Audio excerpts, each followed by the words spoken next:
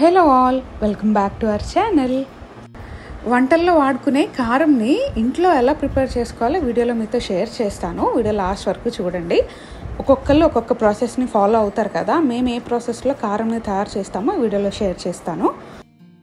ఎండుమిర్చికి పైనున్న కాడలని ఈ విధంగా తీసేయాలి. 1 kg ఎండుమిర్చిని తీసుకున్నాము. వాటికి ఉన్న పైన ముచ్చులు ఆర్ కాడలన్నీ తీసేస్తున్నాము. సో ఈ కారం తయారు చేసే ప్రాసెస్లో మేము యూస్ చేస్తున్నది 1 kg ఎండుమిర్చి.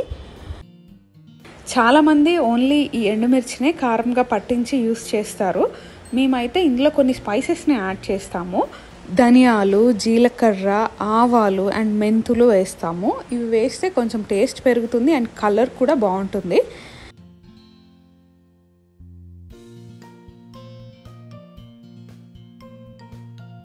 వన్ కేజీ ఎండుమిర్చికి పైన ముచ్చులన్నీ తీసేసి ఇలా సెపరేట్ చేసుకుంటున్నాము. ఇప్పుడు వీటిల్ని ఒక 2 to 3 days ఎండలో బాగా ఎండబెట్టుకోవాలి.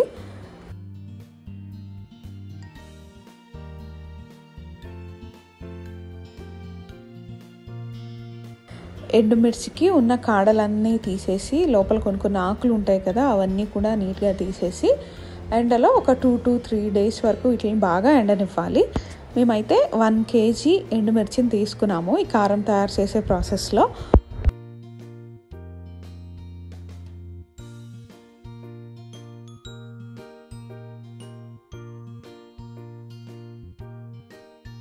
వన్ కేజీ ఎండుమిర్చికి 250 grams ధనియాలని తీసుకోవాలి. ధనియాలు కూడా ఒక ప్లేట్లో వేసి ఎండలో బాగా ఎండనివ్వాలి.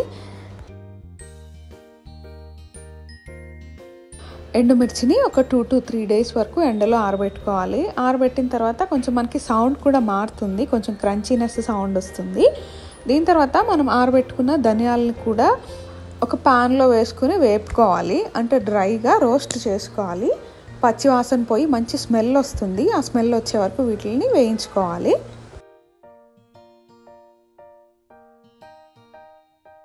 ధనియాలు వేయించుకున్న తర్వాత ఒక ప్లేట్లోకి తీసుకోవాలి.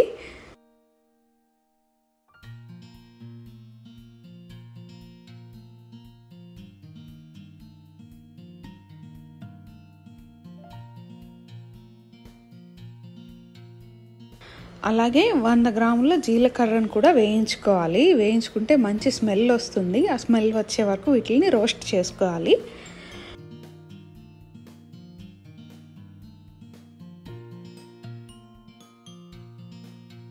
చాలామంది ఓన్లీ ఎండుమిర్చినే కారం పట్టిస్తారు. బట్ ఈ స్పైసెస్ యాడ్ చేయడం వల్ల కారం కొంచెం కలర్ఫుల్ అండ్ టేస్ట్ కూడా వస్తుంది. జీలకర్ర వేగిన తర్వాత ప్లేట్లోకి తీసుకోవాలి. ఇప్పుడు 100 grams ఆవాలని వేసుకుని వేయించుకోవాలి. ఇవి కూడా ఒక 5 minutes వరకు వేయించుకుంటే సరిపోతుంది. మంచి స్మెల్ వస్తుంది. ఇవి కూడా రోస్ట్ అవుతూ ఉంటే ఆ చిట్టుపట్టు సౌండ్ వచ్చే వరకు వీటిని వేయించుకోవాలి.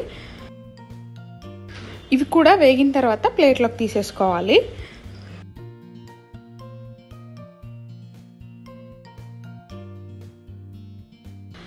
అదే ప్యాన్లో ఒక 100 grams మెంతులను కూడా వేసుకుని ఒక 5 నిమిషాల పాటు కలర్ చేంజ్ అయ్యే వరకు వీటిని కూడా వేయించుకోవాలి.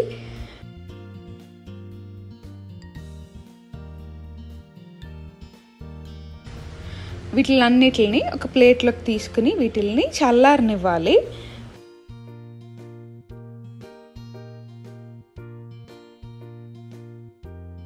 మనం ఇప్పుడు 1 kg ఎండుమిర్చికి 250 grams ధనియాలు, 100 grams జీలకర్ర, 100 grams ఆవాలు, ఇంకా 100 grams మెంతుల్ని ఫ్రై చేసుకున్నాము. ఇవన్నీ చల్లారిన తర్వాత వీటిని ఒక క్యాన్లోకి వేసుకుని అలాగే మనం ఎండలో ఎండబెట్టుకున్న ఎండుమిర్చిని కూడా వేసుకుని మిల్క్ పంపిస్తే వాళ్ళు వీటిని పౌడర్గా చేస్తారు.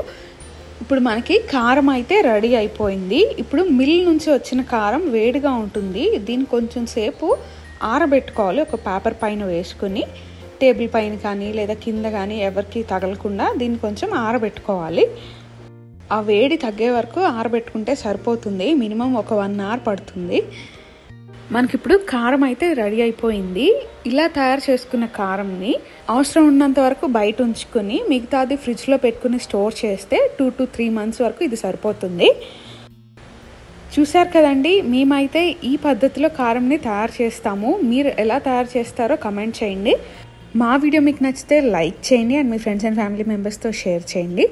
మరిన్ని వీడియోస్ కోసం మా ఛానల్కి సబ్స్క్రైబ్ చేసుకుని పక్కనే ఉన్న బెల్ సింబల్ని ప్రెస్ చేయండి. Thank you for watching.